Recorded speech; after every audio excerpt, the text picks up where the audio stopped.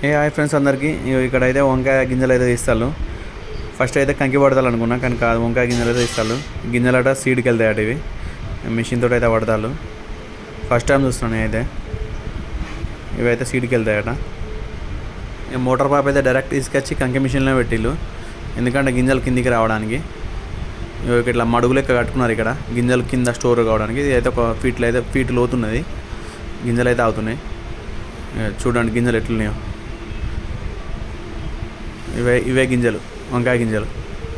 ఈ వంకాయ గింజలు ఏం సీడు, ఏ కంపెనీ అనే విషయంలో అయితే ఒక ఫుల్ వీడియో అయితే చేస్తా. ఎంత రేటు పోతాయి ఈ వంకాయ గింజలు, ఎక్కడ అమ్ముతారు, ఎక్కడ తీసుకొస్తారు అనే విషయాలని ఫుల్ వీడియోలో అయితే చెప్తా.